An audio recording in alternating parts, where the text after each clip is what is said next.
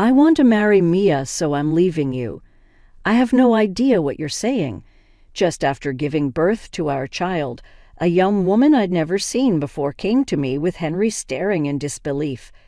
Henry looked at me as if it were only natural and said, "Because ever since we got married, you've done nothing but order me around and have a bad attitude.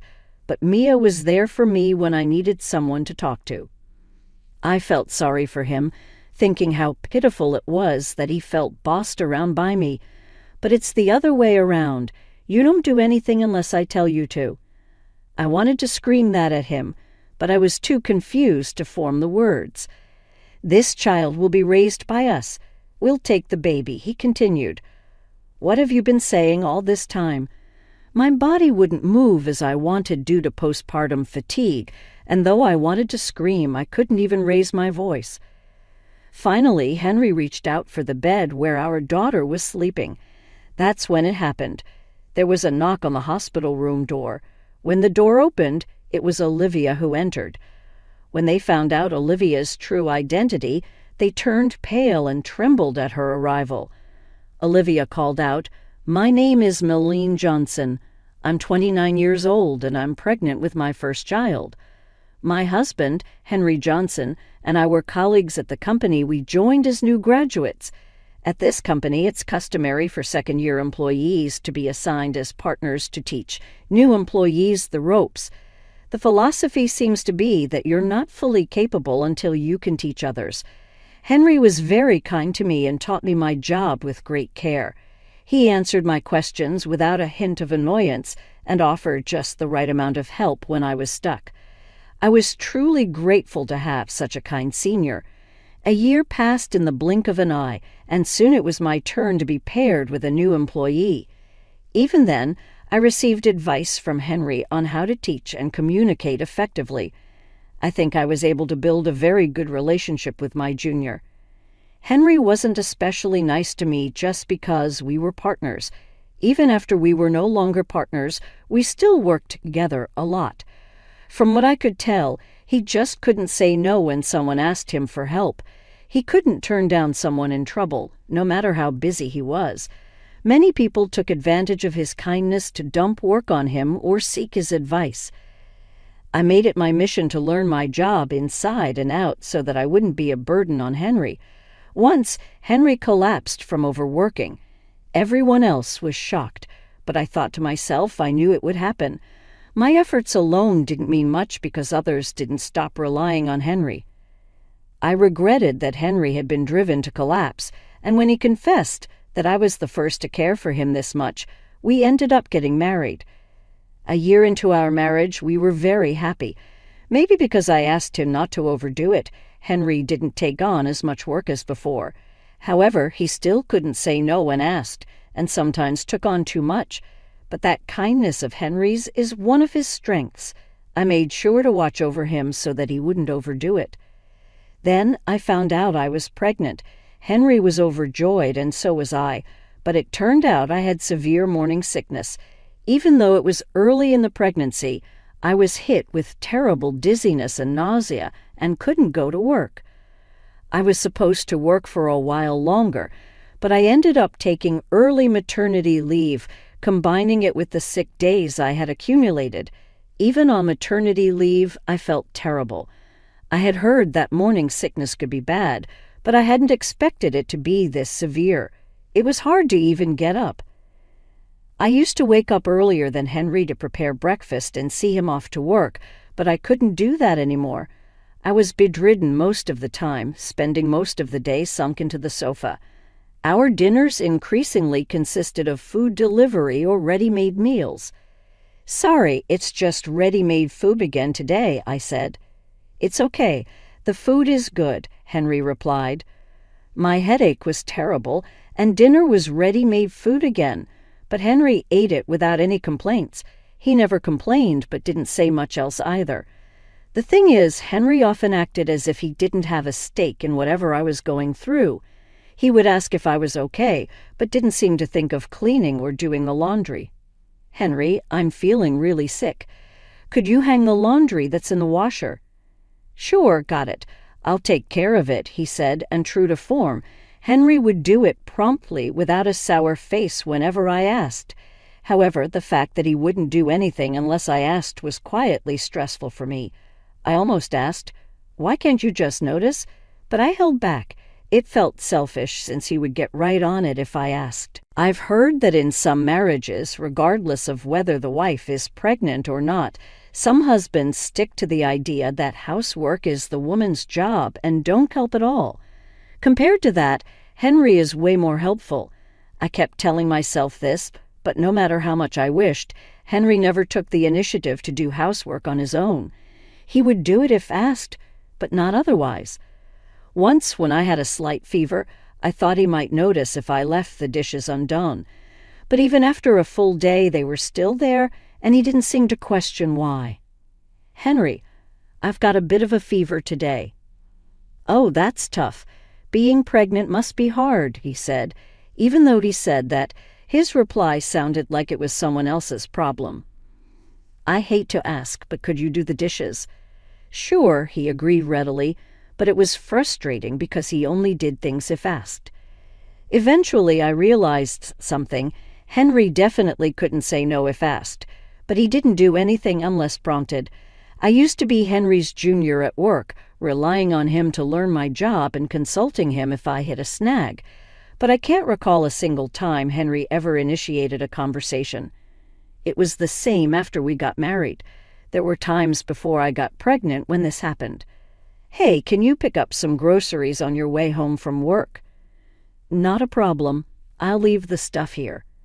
"Thanks. By the way, we were about to run out of toilet paper, weren't we?" "Wait, really? We're running low on toilet paper?" "No, I didn't get it. You didn't ask for it." If I ask Henry to pick up groceries after work, he'll buy exactly what I've asked for. But even if he realizes we're running low on toilet paper, he won't buy it unless I've specifically asked for it. I hoped he would learn and stop needing reminders, but no matter how many times I asked for the same thing, he'd do it gladly yet never took the initiative. "Here's the shopping you asked for."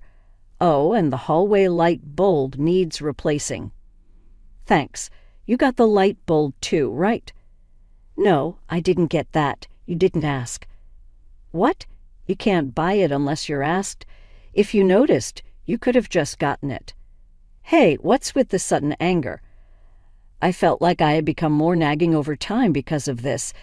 Even if I said something instead of reflecting, Henry just looked puzzled. It wasn't worth my time. The stress of dealing with Henry seemed to be making my own health worse. "They say pregnancy can make you hypersensitive. It must be tough," Henry said, as if it was none of his business. "What do you mean, tough?" I let out a big sigh. Henry seemed clueless, troubled by my constant nagging. Once I started feeling better, he began with comments like, "Shouldn't you move around a bit?" Or, "Have you put on weight recently?" At the checkup, they said I'm managing my weight well, you know. "Really? But you've obviously gained weight." "Of course I have. I have a baby growing inside me. I need to prepare for that, right?" Even when I explained, Henry seemed unconvinced. His face showed he didn't quite accept what I said, frowning as if he found my appearance distasteful. After that, he started avoiding me. He began coming home late or having dinner out more often.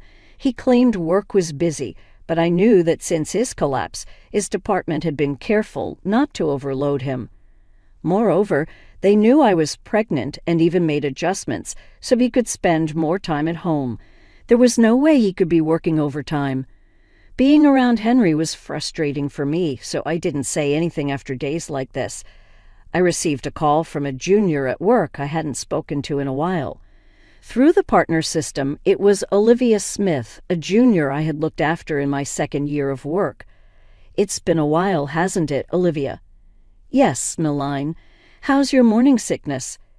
"It's gotten a lot better compared to the beginning." "That's great to hear," Olivia said, relieved that my condition had improved. For a while, I listened to how Olivia had been doing. Olivia was always brilliant from the start, acing her job, and she has now climbed up to be the president's secretary. Despite being much more successful than me now, she still adores me as her senior. So how about you, Milene? After hearing Olivia's update, she turned the question to me. Well, I'm feeling better, but there are some issues with Henry. As I spoke, Olivia's face grew stern. I shared my recent troubles with her. I told Olivia about how Henry won't do anything unless asked, his poor perception, and his lack of initiative. As I spoke, I began to wonder if maybe I was expecting too much. After all, being pregnant doesn't mean I'm ill. Maybe I've been too dependent on Henry. What? That's awful.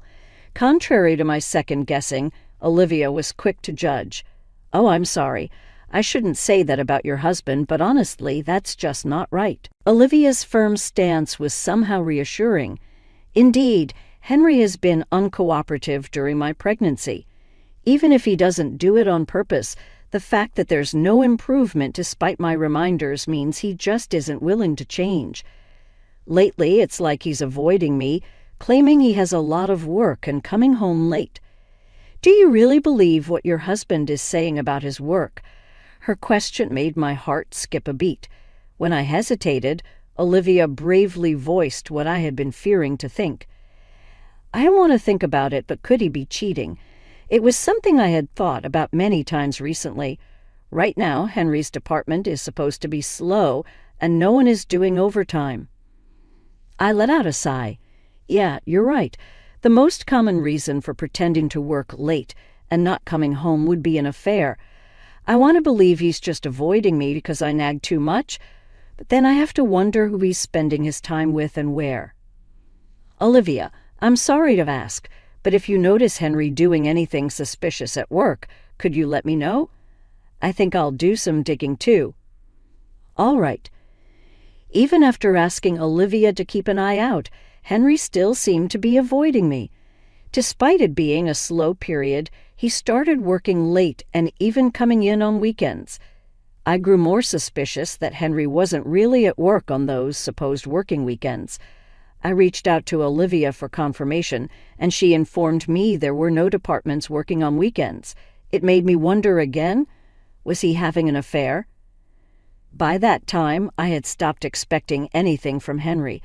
I was feeling stable and could move around more than in the early stages of pregnancy, despite the heaviness of my belly. I slowly took care of all the household chores without asking Henry for anything. Not once did he offer to help by saying, "Shall I do it?"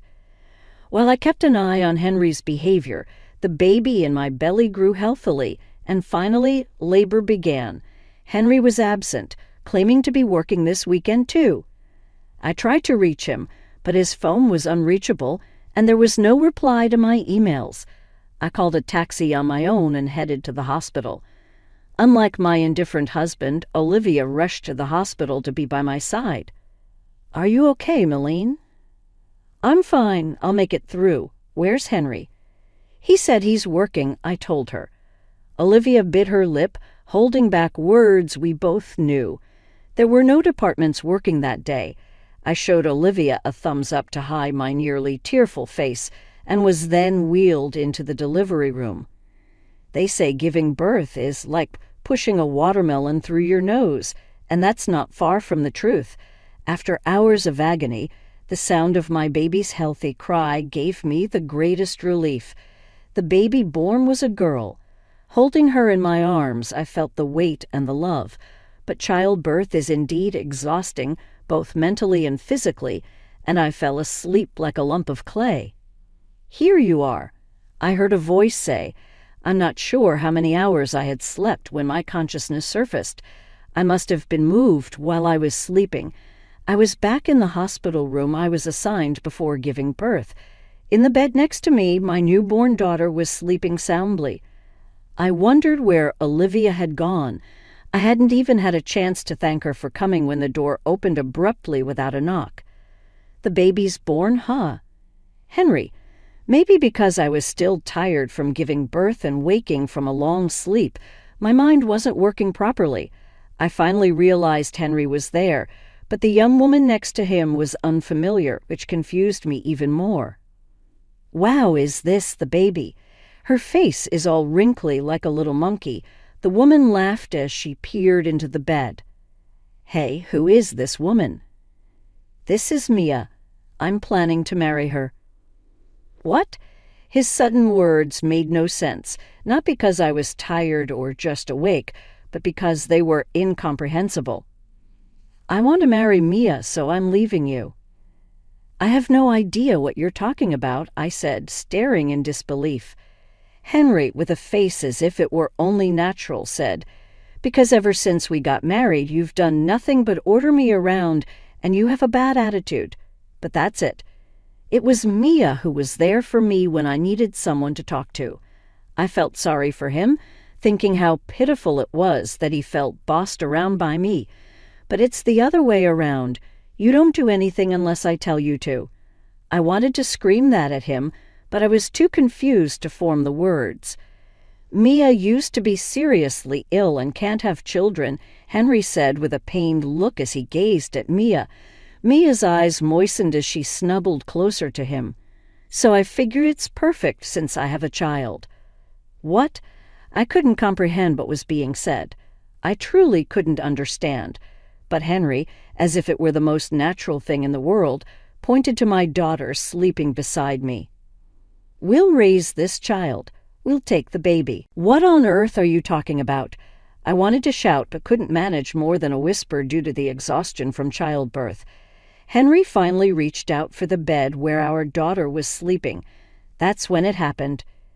"Excuse me," a knock on the hospital room door. The door opened and in came Olivia. "Olivia, congratulations on your delivery, Meline. You did really well." Olivia came over, looked at me and smiled kindly. It was then I realized I hadn't received a single word of thanks or concern from Henry. Had I become nothing more than a means for Henry to provide a child for Mia, who couldn't have one? As I sat in shock, Henry stepped between Olivia and me.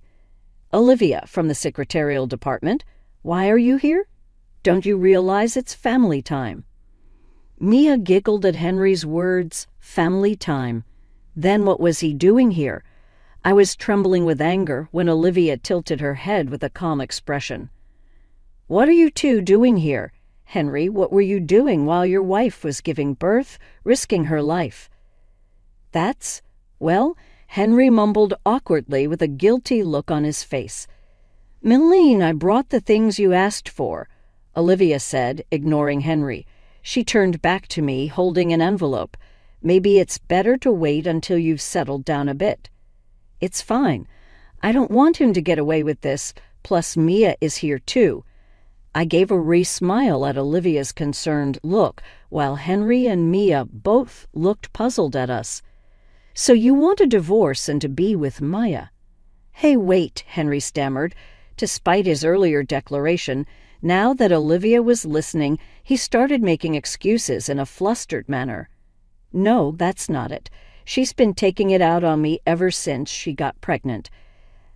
"I've been talking to this person about it," Henry said, gesturing toward Mia.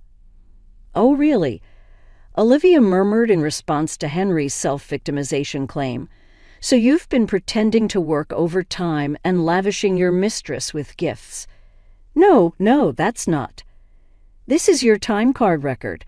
All the days you told Meline you were working overtime, you actually left on time. There's no record of weekend work either." "How could you know that?" Henry's eyes widened in surprise. "I was the one who asked her to investigate," I said. Olivia, taking full advantage of her role as the president's secretary, had obtained Henry's movement records from each department. The attendance records, exit logs, and expenses had all been reviewed, and it was clear that Henry hadn't been overworked at all. In fact, his department was in a slow period. "If you want a divorce, that's fine, but I won't give up living with our daughter, and you'll pay child support," I said. "Why should I? It's your sudden change in behavior that caused this. You should be paying me," Henry retorted. "Then you should have just asked for a divorce from the start instead of cheating. Just so you know, I've got all the evidence of your affair," I said, and Olivia handed Henry the envelope. I had hired a detective agency to investigate Henry's infidelity. The findings were damning. I was going to pick up the photos and documents that served as evidence, but labor had started, so Olivia went to get them for me. Inside the envelope were photos of Henry and Mia walking down the street arm in arm, looking like a couple. To anyone who didn't know them, they would appear very close. All the evidence is here. There's no escaping it now, I said, glaring at Mia. She trembled with fear.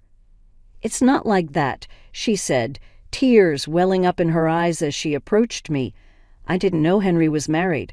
I thought he was divorced with children. So I thought if I can't have children, I want to help raise Henry's child. Mia sniffled, but I frowned, finding her story far-fetched. After all, Henry had just asked me for a divorce a moment ago. Despite the fact that he was laughing next to me a moment ago, Mia continued, I'm not the bad one. I just want to raise a child with the person I love. Why should I be scolded for that? Her moral compass seemed in disarray, leaving me astounded. At this point, arguing or persuading her seemed pointless. Olivia, who had been listening to the entire exchange, let out a deep sigh. It's good that I called him, Olivia murmured before flinging the door to the hospital room open. There stood the president, a man with a commanding presence, looking exasperated. Henry straightened up as if jolted. I had never met the president in person, but recognized his face. Hey, Henry, I came here because my secretary called me. And what situation is this? Henry was in a complete panic, not having expected his company's president to appear. I was also surprised. I had asked Olivia for help, but I had no idea she had involved the president. Millaine's sorry for barging in like this. First off, congratulations on your delivery. Oh, thank you very much, I stammered, my tone shifting from glaring at Henry to a gentle smile for the president. I was asked by Millane to pick up some documents from the detective agency, and I made sure they were correct. Yes, I said it was okay for her to look, and when checking the documents I recognized the face of Henry's mistress, Olivia said. At her words, I inadvertently glanced at Mia. She looked away uncomfortably. Who is she, anyway? I had no recognition of Mia and didn't know where Henry had met her. The detective agency's report only mentioned that she worked at the reception of a subsidiary company adjacent to Henry's office. Mia is my niece, the president said with a heavy sigh. Your niece? Henry looked surprised, perhaps having kept the president's relationship to Mia a secret, and Mia made an awkward face. According to the president, it was true that Mia had been seriously ill as a child, and that illness had resulted in her inability to have children. This had led to her being quite spoiled by her parents, perhaps out of their pity for her. Their affection seemed to have stemmed from pitying Mia. Because of their pampering, Mia had grown up to be self-centered, expecting everything to go her way. With such a disposition, she couldn't find a job anywhere, and her desperate parents turned to her uncle, the president, who reluctantly employed her in the subsidiary company. And to think you go after an employee with a family, the president said. But no buts. How many times do you intend to repeat the same mistakes? I can't look after you any longer. You're fired. No way. Mia slumped dejectedly as the president spoke firmly. Henry, you too. Leaving your pregnant wife to play around with a young girl? That's unacceptable. You've been saying your wife has a bad attitude, but she's carrying a new life in her. It's natural for her to be a bit on edge. You should have been more understanding instead of acting as usual. I will also take appropriate action within the company. After giving Henry a stern scolding, the president said he would take Mia to her parents and left the room with her and Olivia, his secretary. Left alone in the hospital room, Henry and I were enveloped in a heavy, awkward silence. I'm sorry, Millane. I was wrong, Henry pleaded, trembling. Forget everything I said before. There's no talk of divorce. What? I mean, we're not getting a divorce. But we are, I said firmly. I'm going ahead with the divorce. I was going to bring it up regardless. Do you think we can just pretend none of this happened? That's too convenient. But Melline, did he really think he could make things right after all this? It was just insulting. We've got enough evidence for the divorce. Think it over. I had no idea Mia was like that. She just started playing the victim. I don't care about that anymore. What matters most to me is that my daughter has a peaceful environment to grow up in. Then you should know a father's presence would be better. If a father is unreliable and a betrayer, she's better off without him. They say the resentment of childbirth lasts a lifetime, and it couldn't be truer. Henry kept pleading not to be abandoned, but I told him if he made any more noise, I'd call the police. He left without another word. Afterward, my daughter and I were discharged from the hospital without any issues. I didn't return to the apartment where Henry and I had lived. Instead, I went straight to my parents' house. I had already told them everything, and they suggested I stay and relax for a while.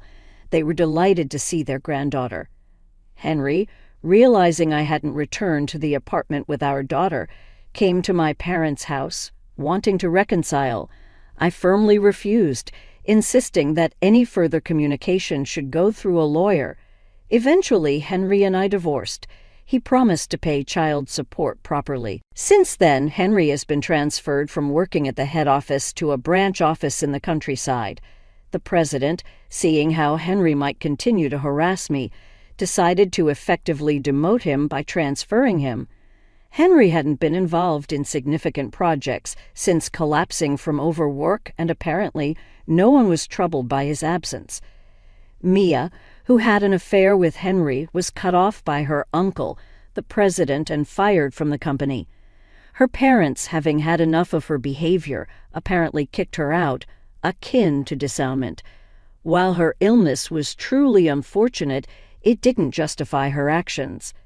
As for me, I was able to spend my daughter's early years raising her at home, taking it easy. Once she was old enough to attend preschool, I went back to work. Having always worked hard not to be a burden on Henry, my career was valued, and I was able to re-employ myself at a major company where I now work vigorously. Olivia, who helped me a lot during this time, has become even closer to me. We occasionally go out for meals and have become like friends who can easily talk about what's new in our lives.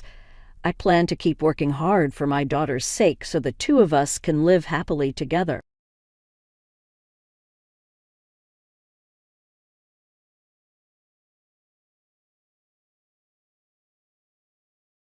Evelyn, where are you? Why is our house just gone? Ethan's voice, laced with panic, was music to my ears. I savored the moment, the sweet retribution for his betrayal. Yes, Ethan, I had it demolished. Everything you left behind is gone. But why? His disbelief was palpable. Because, Ethan, some things are too broken to be fixed, I replied, a cold calmness in my voice. I am Evelyn, a 45-year-old caregiver, married to Ethan, a 46-year-old marketing executive. Our son, Lucas, had just moved out after college, leaving an echo in our home and apparently in Ethan's sense of responsibility. The day Lucas left, Ethan chuckled, Evelyn, he's not a kid anymore. Let him make his own mistakes. I remember feeling a twinge of annoyance, masked by the relief of seeing them both smile. But that annoyance, that small crack, was about to widen into a chasm. Just as I thought we'd rediscover each other, life took a sharp turn. Dad fell in the yard. Broken bone, maybe. I'm heading to the hospital, Ethan informed me one evening, his voice oddly detached. Should I come with you? No, I got this. Don't worry. But worry I did. At work, I was distracted, feeling an impending sense of doom. Returning home, I found Ethan lounging on the couch, as if his father's fracture was just another minor inconvenience. He'll need a cane, Ethan said casually, as if discussing the weather. This wasn't just about a cane. This was about Henry, Ethan's father, who had been living alone since his wife passed away 3 years ago. Despite our offers, he had refused to move in with us, valuing his independence. Now the decision was made for him. We should live with your dad, right? I asked Ethan, already knowing his answer. Sure, why not? He's family. The family home, where Ethan grew up, was more suitable for Henry in his condition. It was settled. We would move in with Henry. Little did I know, this decision was the first step towards an irreversible change, a change that would shatter the very foundations of our life together. That evening, as I looked around our soon-to-be-left condo, memories of Lucas's childhood flooded my mind. There was a bittersweet tang in the air, a mix of nostalgia and foreboding. Ethan's indifference was like a growing shadow in our home, but I was too preoccupied with the logistics of the move to confront it. In my heart, I hoped this move would bring us closer, not just to Henry, but to each other. How wrong I was. The move happened faster than expected. Henry, frail but smiling, welcomed us. "Sorry to be a burden," he said, his eyes reflecting a lifetime of memories held within the walls of his home. "You're not a burden, Dad. You're family," I assured him, while Ethan just nodded, his mind seemingly elsewhere. That night, as I lay in bed, listening to the unfamiliar sounds of the old house, I couldn't shake off a feeling of unease. Ethan, on the other hand, seemed more distant than ever, lost in thoughts I could not reach. It was the beginning of the end, the start of a journey that would lead me to the ultimate act of defiance. Little did Ethan know, his world, our world, was about to come crashing down. The walls of Henry's house, steeped in history, were now silent witnesses to a growing rift. As days turned to weeks, Ethan's late returns from work became the norm. His once warm smiles were replaced by a cold, distant demeanor.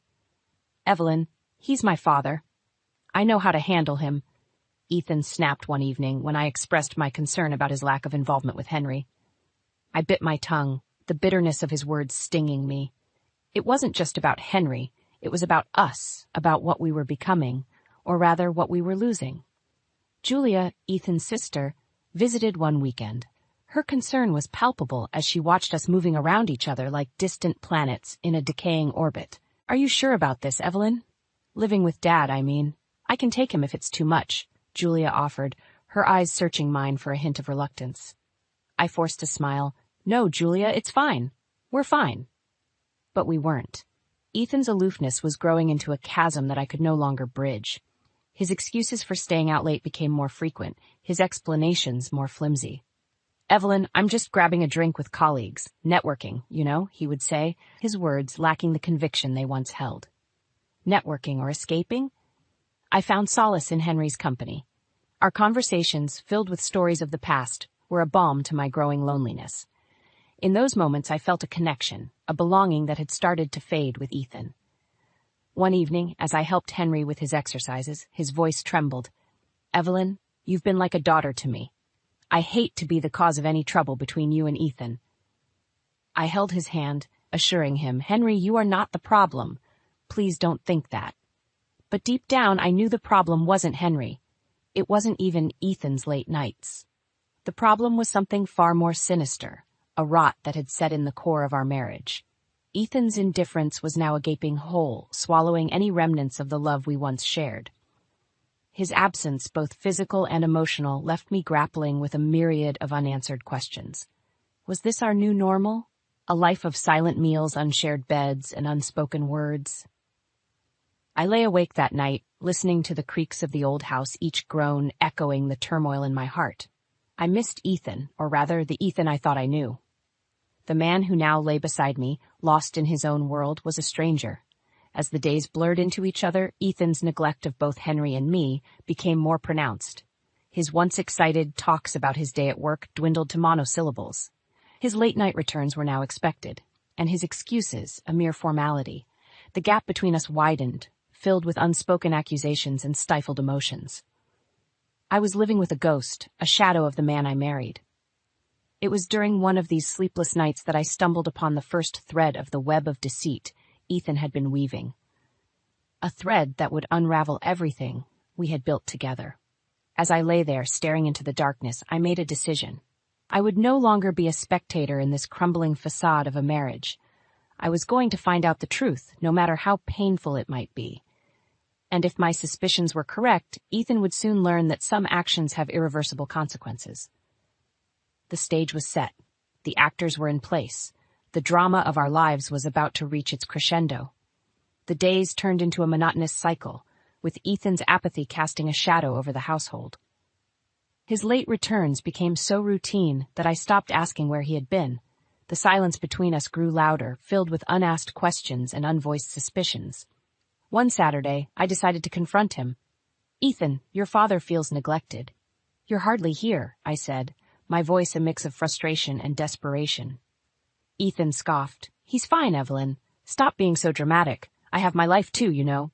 His words stung, and I recoiled at his dismissiveness. Was this really the man I had loved for all these years? As I tended to Henry, his gratitude only deepened my resentment towards Ethan. "You're too good to us, Evelyn. I'm sorry for my son's behavior," Henry whispered during one of our walks. "It's not your fault, Henry. I just wish Ethan could see what he's missing," I replied, my heart heavy with unshed tears. Julia's visits became my solace, her presence a stark contrast to Ethan's indifference. "Evelyn, if you ever need to talk, I'm here," she offered one afternoon as we sipped tea in the garden. I nodded, grateful for her support, but too proud to admit how much Ethan's neglect was affecting me. The final straw came on a rainy Thursday evening. Ethan had not returned home and his phone went straight to voicemail. Worried, I waited up, the clock ticking away my patience. He stumbled in past midnight, reeking of alcohol. "Where were you?" I demanded, my worry turning into anger. "Just out, Evelyn." "Stop being such a nag," he slurred, brushing past me. That word, nag, echoed in my mind, igniting a fire within me.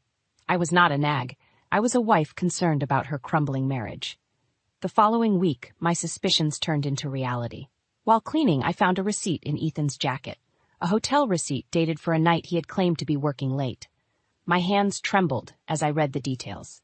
Room service, a bottle of champagne, and a single room for two. The betrayal sliced through me, each word on the receipt a confirmation of Ethan's infidelity. My heart raced, a mixture of anger, pain, and disbelief coursing through me. I confronted him that evening, the receipt clenched in my fist. "What is this, Ethan? Explain this to me," I yelled, my composure shattered. Ethan's eyes widened, then narrowed. "It's not what you think, Evelyn. It was just a business meeting that went late." "A business meeting? With champagne in a hotel room?" I spat, my voice dripping with sarcasm. Ethan's silence was the only answer I needed. The truth hung in the air, a tangible presence that neither of us could deny. That night I lay awake, the weight of Ethan's betrayal crushing me. I had been a faithful wife, a caring stepdaughter, and yet this was the payment for my loyalty. As dawn broke, a cold resolve settled over me. Ethan had made his choice, and now I would make mine. It was time for Ethan to learn that every action has consequences. I would no longer be the silent victim of his deceit. The plan started to form in my mind, a plan that would shake the very foundation of Ethan's world. He had underestimated me for the last time. Evelyn, the doting wife and caregiver, was about to show Ethan a side of her he had never seen, a side that even I hadn't known existed. The stage was set for my revenge, and I was ready to play my part to perfection. Ethan's days of betrayal were numbered, and he wouldn't even see it coming. Armed with the bitter truth, I was a storm brewing on the horizon. Ethan's betrayal had lit a fire within me, and I was determined to make him pay. My plan for revenge began to take shape, fueled by each lie he had told, each night he had left me alone. Julia visited again, and this time I didn't hold back. "Ethan's having an affair," I confessed, the words tasting like poison on my lips. Julia's shock quickly turned to anger. "That bastard! How could he do this to you, to Dad?" "We need to do something, Julia. I won't let him get away with this," I said, my voice steady with newfound resolve. "We'll figure this out, Evelyn. I'm with you," Julia assured, her hand gripping mine. The opportunity presented itself when Ethan casually mentioned an upcoming business trip. "A week in New York." "Big project," he said, avoiding my gaze. "A week, huh?" I mused, a plan forming in my mind. "Have a good trip." But it wouldn't be the business trip Ethan was expecting. No, this would be the week when his world would come crashing down. I started my preparations the moment he left. With Julia's help, I gathered evidence of his affair, hotel receipts, phone records, late-night messages. Each piece was a nail in the coffin of our marriage. Next, I contacted a lawyer to discuss divorce and property rights. I would not only leave Ethan, but I would also strip him of everything he held dear. His betrayal had cost him more than just our marriage. It would cost him his home, his comfort, his security. "Evelyn, are you sure about this?" Julia asked, concern etched on her face. "I've never been more sure of anything," I replied. a cold determination in my voice. While Ethan was living it up in New York, oblivious to the storm brewing back home, I was executing my plan with precision. The house, Ethan's childhood home, was the first to go. I hired a demolition crew, explaining that the house was old and needed to be torn down for safety reasons. As the bulldozers tore through the walls, I watched with a sense of grim satisfaction. This was more than just a physical demolition. It was symbolic of the destruction of our marriage. Next, I arranged for the sale of the land. The property was in my name, thanks to Ethan's careless handling of the paperwork. The land would fetch a good price, and the money would be mine alone. As the days passed, my plan unfolded flawlessly. I was no longer the betrayed wife. I was the architect of Ethan's downfall. Finally, the day of Ethan's return arrived. I waited for his call, the anticipation a sweet torture. "Evelyn, where are you? What happened to the house?" Ethan's voice was laced with confusion and panic. "I had it demolished, Ethan. And the land, it's been sold," I replied, each word a dagger to his heart. "What? Why? Evelyn, that was our home," he stammered, his voice a mix of disbelief and despair. "It was a house, Ethan, not a home. And now it's gone, just like our marriage," I said, my voice calm and steady. "But why? How could you do this?" Ethan's plea was pathetic, a far cry from the confident man he once was. "You made your choice, Ethan. Now I've made mine. Goodbye." With that, I hung up, cutting off any further pleas or excuses. As I sat in the silent room, a sense of liberation washed over me. I had done it. I had taken back control of my life.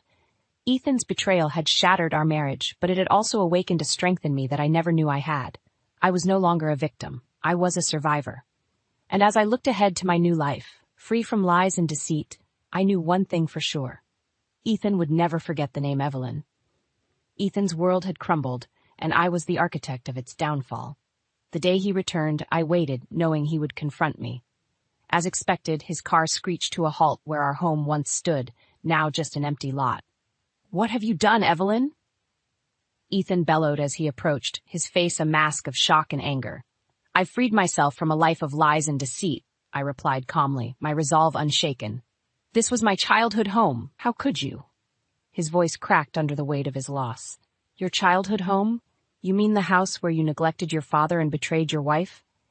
My words were sharp, cutting through the air between us. Ethan staggered as if my words were physical blows. "Evelyn, please, let's talk about this." "Talk? Like you talked to your mistress?" I countered, the bitterness in my voice unmistakable.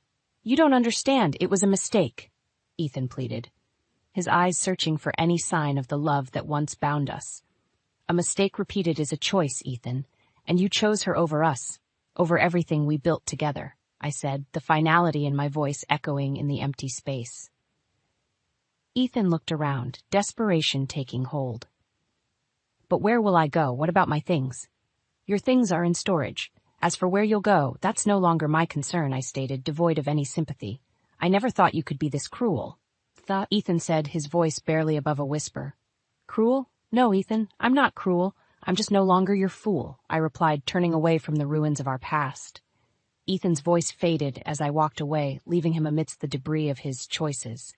I had exacted my revenge, not out of cruelty, but out of respect for myself. As I drove away, the weight of the past years seemed to lift off my shoulders.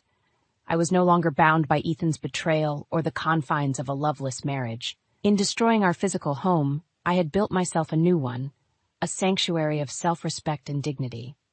Ethan had taken so much from me, but he couldn't take away my strength or my ability to start anew.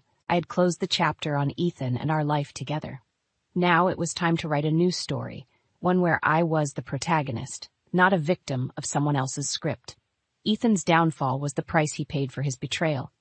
As for me, I had gained something far more valuable, my freedom and a chance to rediscover who I was before I lost myself in our marriage. The road ahead was uncertain, but for the first time in years, it was a road I looked forward to traveling. Ethan was a part of my past, a chapter closed and left behind. The future was mine to shape, and I embraced it with open arms and a heart free of the chains of betrayal.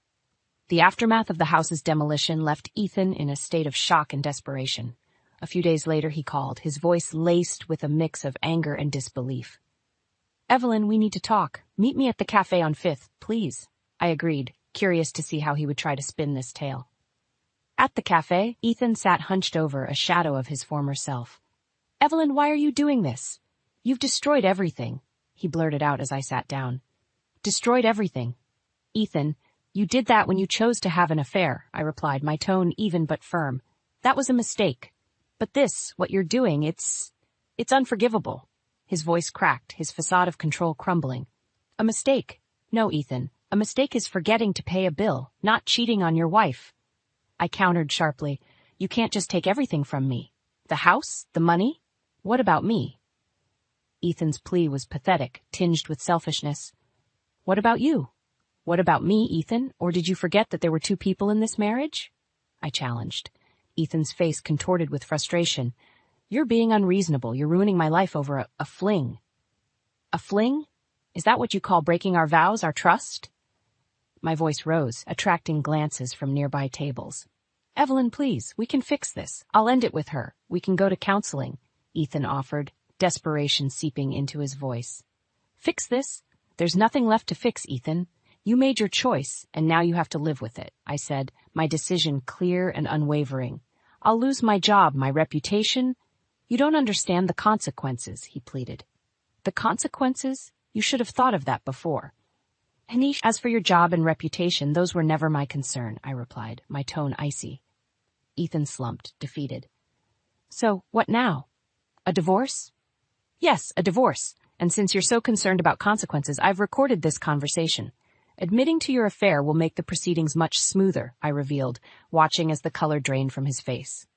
"You recorded me?" Ethan gasped, his eyes wide with shock. "Yes. It's time for you to face the consequences of your actions, Ethan. You've lost more than just a house. You've lost a wife who loved you, a family that respected you, and a life that you took for granted," I stated, standing up to leave. As I walked away, I didn't look back. Ethan's voice, calling out to me, was just a distant echo. I had closed that chapter of my life, and there was no turning back. The price of betrayal was high, and Ethan was paying it in full. I had not just sought revenge, I had sought justice for myself. The future was uncertain, but it was a future where I was no longer shackled by Ethan's deceit. I was free, and that freedom was the sweetest victory of all. The dust had settled, and Ethan's world was irrevocably altered. The divorce proceedings were swift, fueled by the incontrovertible evidence of his affair. He tried to argue, to fight, but the truth left him with no ground to stand on. As I sat across from him in the lawyer's office for the final signing, he was a mere shell of the man I once knew. "Evelyn, please, can't we rethink this?" Ethan's voice was a desperate whisper. "There's nothing left to rethink, Ethan. You made your choices, and now I've made mine," I replied, my voice steady and resolute. With each signature, I felt a chapter of my life closing, a chapter filled with pain, betrayal, and ultimately liberation. When it was over, Ethan tried to speak, but I cut him off. "There's nothing more to say, Ethan. Goodbye." Leaving the office, I felt lighter, as if a weight had been lifted off my shoulders. I was no longer Ethan's wife. I was Evelyn, free and unbound. In the weeks that followed, Ethan's life continued to unravel. His job was lost, a casualty of the scandal. His reputation, once impeccable, was now tarnished by the truth of his indiscretions. I heard through mutual acquaintances that he was living in a small apartment, a stark contrast to the life of comfort he once knew. His mistress had left him, unwilling to deal with the fallout of their affair. Ethan was alone, a consequence of his own making. As for me, I started anew. The money from the sale of the land allowed me financial freedom, and I found peace in my independence. I reconnected with old friends, took up hobbies I had long forgotten, and found joy in the small things. Julia and I remained close, our bond strengthened by the trials we faced together. "You're stronger than you ever realized, Evelyn," she said to me one evening over dinner. "I guess I am," I replied, a smile playing on my lips. My new life was simpler but richer in ways that money couldn't buy. I had respect, dignity, and a sense of self that no one could take from me. Ethan tried to reach out a few times, but I never responded. That chapter of my life was closed, and I had no intention of revisiting it. I often thought about the house, the symbol of our broken marriage. In its destruction, I had found my strength. It was a drastic step, but it was necessary for me to break free. Now, looking ahead, I saw a path filled with possibilities. A path where I was the author of my own story, no longer a character in someone else's drama. The road to recovery was not easy, but it was mine to travel. I had survived the storm, and in its wake I found a peace I never knew existed. Ethan's betrayal had shattered me, but in those broken pieces I found myself, and that was the greatest victory of all.